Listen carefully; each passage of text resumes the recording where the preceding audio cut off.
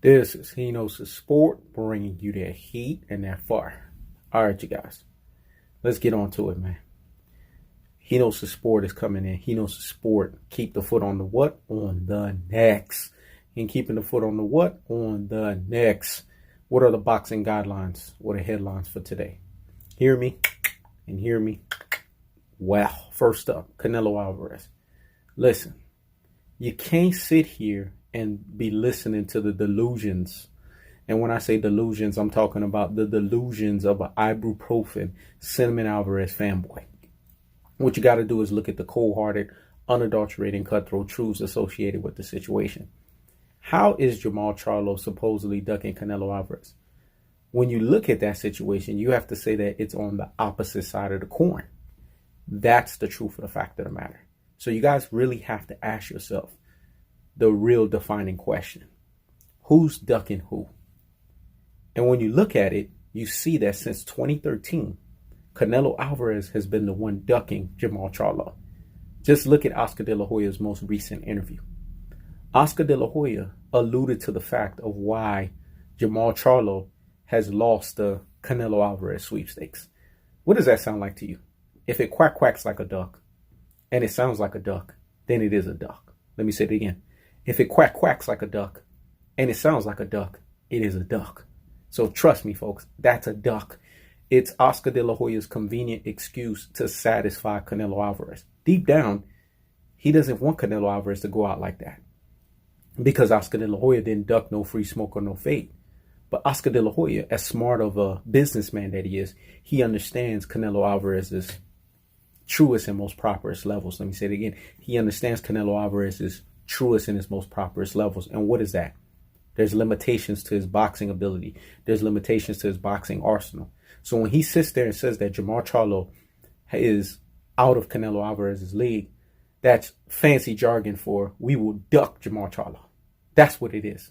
You've heard this before. It's basically, this guy's too hard. We don't want Canelo Alvarez to be tested.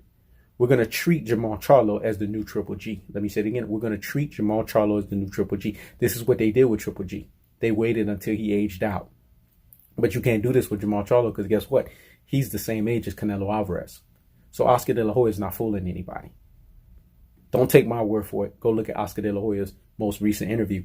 And that gives you the full and the defining blueprint as to why Canelo Alvarez is ducking Jermall Charlo. It's really that simple, folks. Now, on to Errol the True Spence and Danny Garcia. Listen, man. What people need to understand is this. When you see Angel Garcia come out of his mouth, this guy's clearly still dealing with adverse effects of the snorting, adverse effects of the pill popping. Let me say it again. He's dealing with adverse effects of the snorting and adverse effects of the pill popping. Because how do you come out of your mouth and say that Errol the True Spence is not the fighter that everybody says that he is? That what you see is a fighter that's not as advertised. What you see from Angel Garcia is basically him indirectly talking about his son. Let me say it again. Angel Garcia is indirectly talking about his son.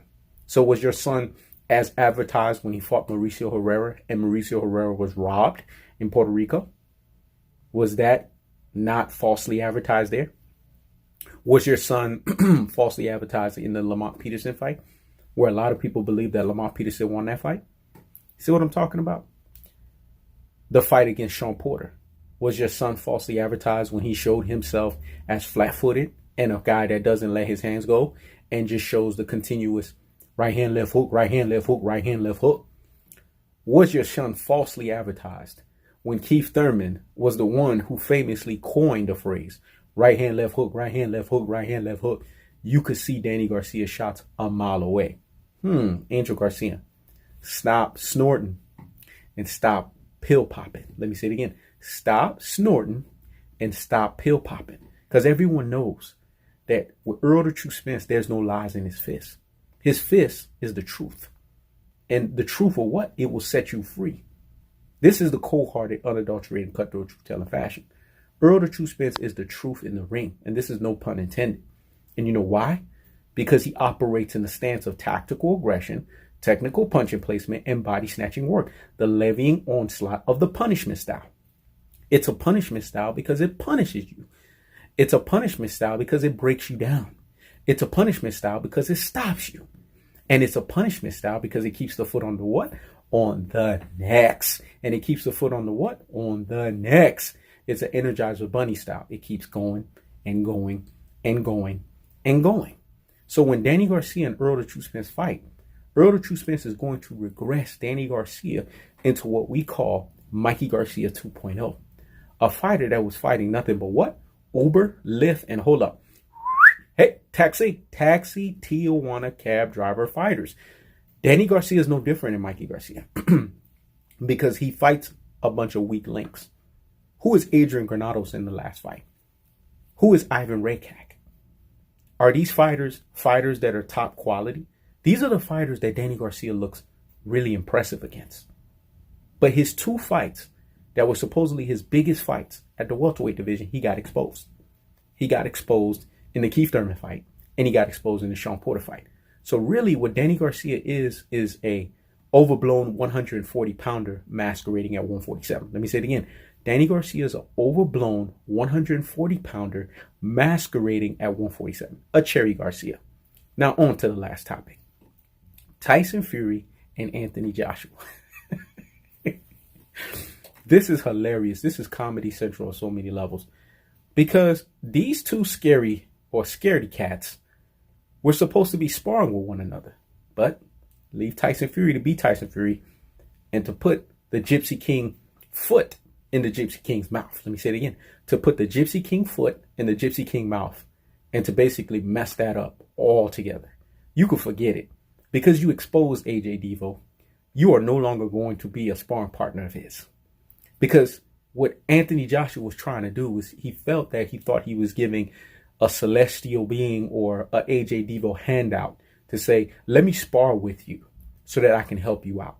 Basically, it was Anthony Joshua's indirect way of dissing Tyson Fury.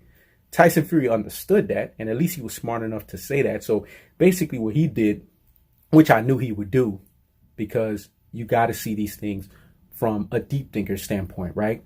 Is that Tyson Fury was not going to sit there and let that slide. Because he was like, oh, you trying to say I need handout? Oh, you trying to say I need help? So let me tell the truth about you versus Deontay Wilder.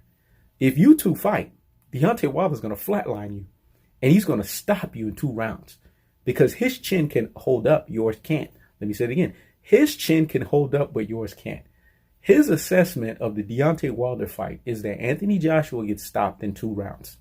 I mean, Tyson Fury, if I wasn't looking, I would have thought that Tyson Fury was acting like he knows the sport. He was keeping the foot on the what? On the necks. He was keeping the foot on the what? On the necks. That's what I thought. I could not believe it when I heard that. But see, these are the underlying and the defining moments. Because I tell people all the time, the truth will have its day. The truth is cold-hearted, it's unadulterated, and it's cutthroat. And the truth will always be rendered in its time. And in its due time, Tyson Fury told the truth that Anthony Joshua just doesn't cut the mustard. He doesn't add up to Deontay Wilder. Deontay Wilder is a bronze bomber.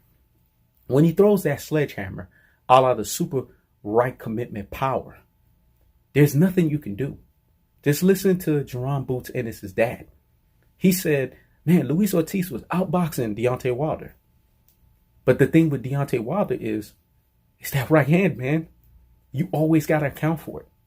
You've heard the heavyweight legends talk about this. The George Foremans of the world, the Evander Holyfields of the world, the Lennox Lewis of the world. They all give credence and they all give what we call an understanding that Deontay Wilder's right hand is nothing to play with.